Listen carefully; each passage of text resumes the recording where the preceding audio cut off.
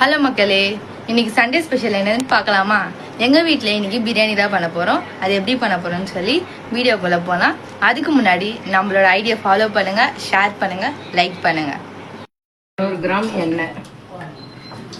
இன்னைக்கு 1 கிலோ பிரியாணிக்கு 200 கிராம் எண்ணெய் ஊற்றுறோம். எண்ணெய் சூடானே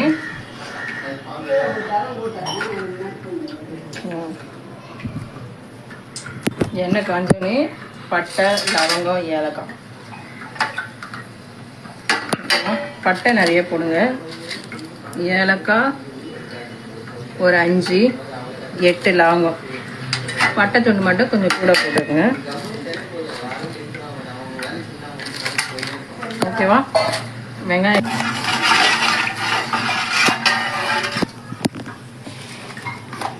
ஓகேவா? கிராம்பு, ஏலக்காய், பட்டை 3 நிமிஷம். அதுக்கப்புறம் வெங்காயம் ஒரு 600 கிராம். 1 கிலோ அரிசி செஞ்சதுனால 600 கிராம் வெங்காயம் போடணும்.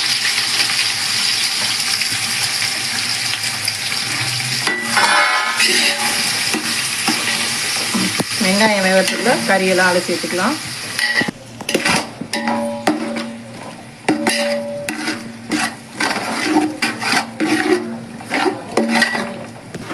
வெங்காயம் பொன்னிறமாக வந்தோடனே அடுத்தது இஞ்சி பூண்டு பேஸ்ட்டு போட்டு வதக்கணும். வந்தால் பிரியாணி ஃப்ளேவரோட டேஸ்ட்டு நல்லாயிருக்கும். ஸோ அதனால் வெங்காயம் இன்னும் கொஞ்சம் ப்ரௌனாக வரையும் வதக்கணும். வெங்காயம் எவ்வளோ ப்ரௌன் ஆகுதோ அப்போ தான் பிரியாணி டேஸ்ட் இருக்கும்.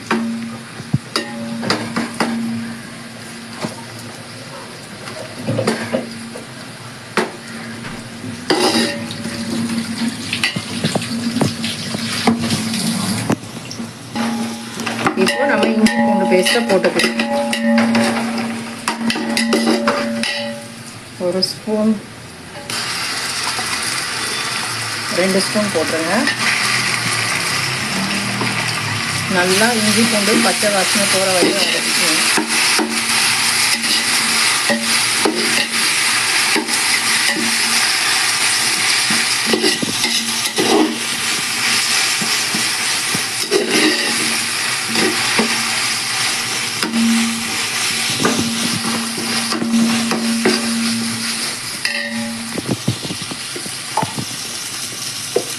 தேவையான உப்பு 1 கிலோவுக்கு 1 கைப்பிடி உப்பு போடுங்க. 1 கைப்பிடி அளவு போடுங்க. 1 கிலோவுக்கு கரெக்டாக இருக்கும்.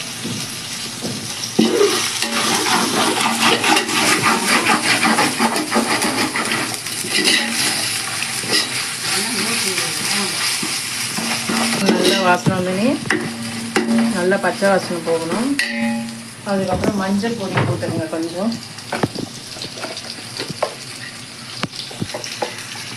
மஞ்சள் பொடி போட்டுக்கலாம்.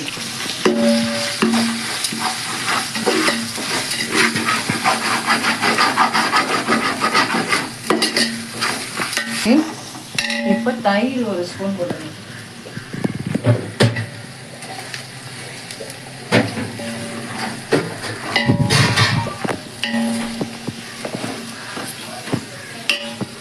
தயிர் நல்லா 1 ஸ்பூனு 2 ஸ்பூன் போடுங்க. ரொம்ப போட்டிங்கன்னா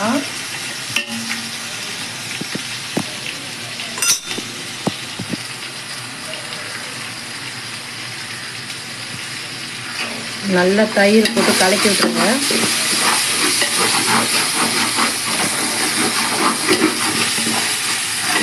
கறியை போடுங்க.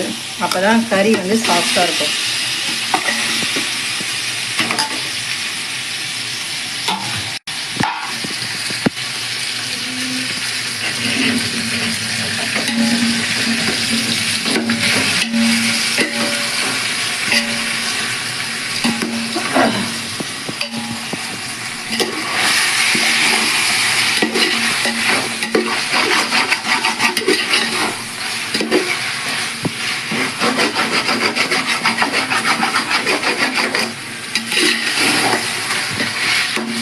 கறி நல்லா வதங்கிருக்குங்க.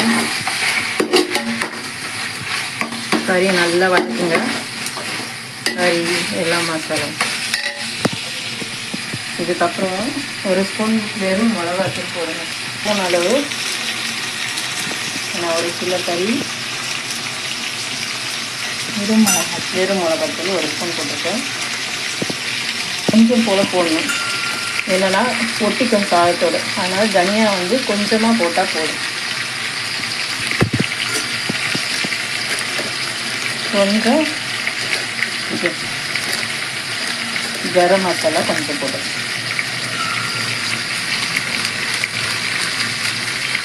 கரம் மசாலா போட்டால் போடலாம், இல்லைனாலும் பரவாயில்ல.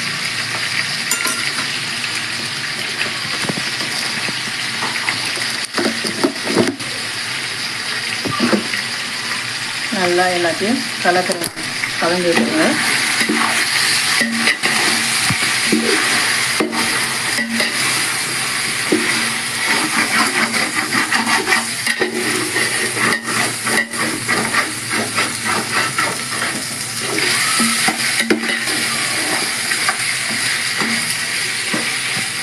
கறி நல்லா வேகத்துக்கு நம்ம அரிசி வச்சுக்கலாம். நல்லா சிக்கன் வெந்திருக்கா பாருங்கள். நல்லா சிக்கன் வேகணும். சிக்கன் வெந்தால் தான் நல்லாயிருக்கும். வேகலை, நல்லா மசாலா மிக்ஸ் ஆகட்டும்.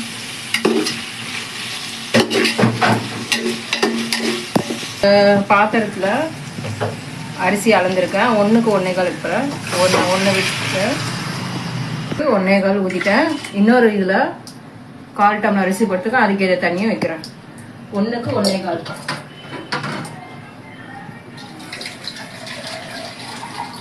தண்ணி வச்சாச்சு. ஃபுல்லாகவே இவ்வளோதான் தண்ணியை. நல்ல கறியும் இந்த தண்ணியும் கொதிச்சு வரட்டும்.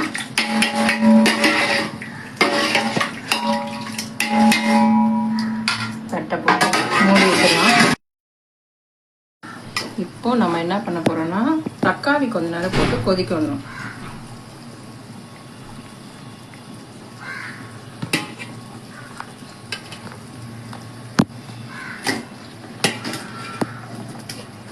தக்காளி ஒரு 400 ml அளவுக்கு எடுத்துக்கோங்க. 400 கிராம் கிட்ட எடுத்துக்கோங்க. நல்லா தக்காளி கொதிச்சு வரட்டும். நல்ல தக்காளி கொதிச்சு வந்தோடனே ஒரு அழகுக்கு 2 பச்சை மிளகாய் எடுத்து வச்சுருக்கேன். இது சின்ன பச்சை மிளகாய் 3 எடுத்துருக்கேன். 5 அழகுன்றனால நான் 10 பச்சை மிளகாய் கிட்ட எடுத்து வச்சுருக்கேன். காரத்துக்கு ஏற்ற மாதிரி நீங்கள் ஆட் பண்ணிங்க. போல வச்சுருக்கேன். அரிசி வரட்டும். உப்பு எப்பவுமே பிரியாணி செய்யும்போது உப்பு ஒரு கல் கூட இருக்க மாதிரி தான் பார்க்கணும். அப்போ தான் பிரியாணி நல்லா டேஸ்ட்டாக இருக்கும். நல்லா தக்காளி கொதிச்சு வரட்டும். தக்காளி ஒரு கொதிக்குது. தக்காளி பாருங்கள், அது இருக்க சாரெல்லாம் இறங்கட்டும். இப்போ நம்ம அதுக்கப்புறம் ஒரு கொதி வந்தோடனே பச்சை மிளகாவையும் போட்டுருவோம். பச்சை மிளகாவையும் போட்டு கொதிக்க வச்சோம். கொஞ்ச நேரம் கொதித்து அந்த எல்லாம் மறுபடியும் ஒரு கொதி வந்துடணும். பச்சை மிளகாய் ஸ்மெல்லு அப்போ தான் நல்லா தெரியும். தக்காளியோட ஸ்மெல்லு தனியாக தெரியணும். எல்லாத்தையும் கொதிக்க வச்சாச்சு. பச்சை மிளகா போட்டுற தள்ளி பச்சை மிளகா தக்காளி எல்லாம் ஒன்றா கலந்தாச்சு. இப்போ இதுக்கப்புறம் கொத்தமல்லி புதினா கட் பண்ணி வச்சுருக்கோம், அதை கொஞ்சம் கொஞ்சம் போட்டுங்க. ஏன் பச்சையாக போடுறோன்னா அப்போ தான் ஸ்மெல்லு நல்லாயிருக்கும். எண்ணெயில் வதக்கிறத விட பச்சையாக போட்டு பாருங்கள். ஸோ இதெல்லாம் நல்லா கொதிச்சு எண்ணெய் பிடுங்கி மேலே வந்தோடனே அரிசி தம் போட போகிறோம். சரிங்களா?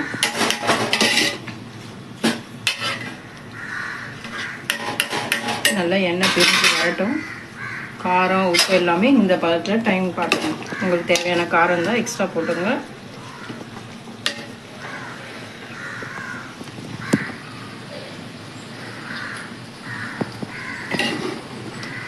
நல்ல ஃப்ளேவர் வந்துருச்சு. உப்பு கொஞ்சம் கம்மியாக இருக்குது, உப்பு கொஞ்சம் போட்டுக்கிறேன். உப்பு போட்டாச்சு.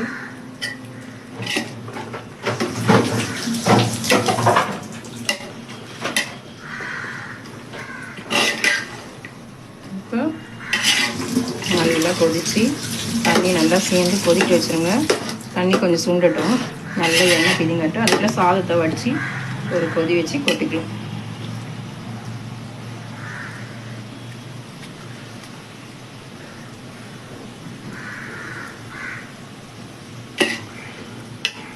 இது கொஞ்சம் காரம் கூட தேவைப்படுது, அதனால கொஞ்சம் காரம் போடுறேன்.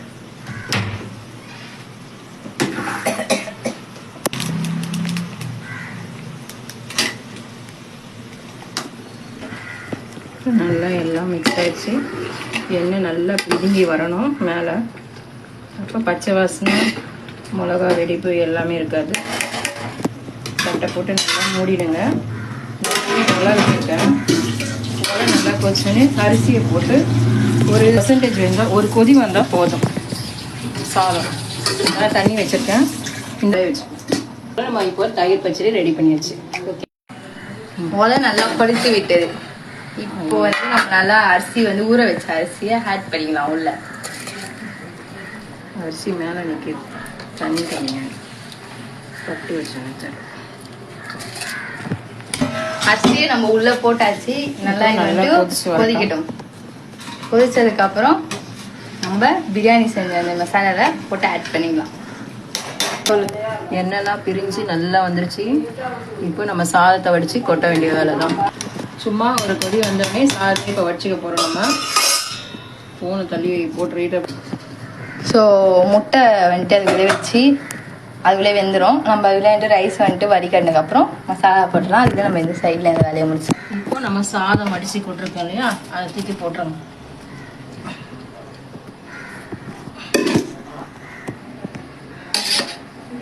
இப்போ நம்ம ஒரே இடத்துல மட்டும் இந்த கேசரி பவுடர் கலரை ஒரே இடமா ஊற்றிடுங்க. எல்லா இடத்துலையும் ஊற்றாதீங்க.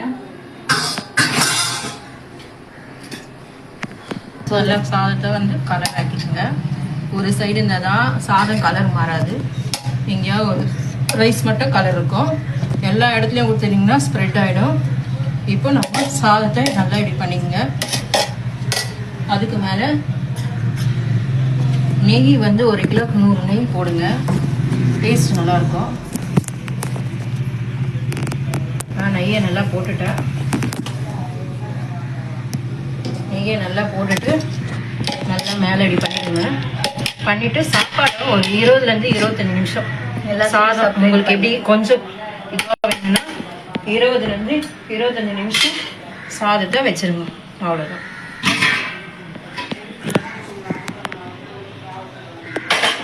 அவ்வளோதான்ப்பா.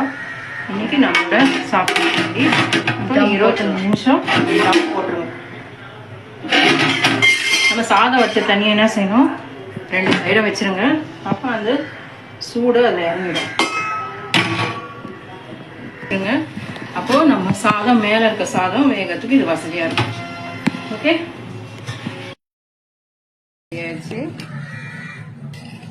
பண்ணிக்க வேண்டியதுதான். பிரியாணி ரெடி. சாப்பிட போலாமா? எல்லாமே பாருங்க எப்படி வந்திருக்கு பிரியாணி மக்களே. பிரியாணி தயார். எப்படி இருக்கு மக்களே?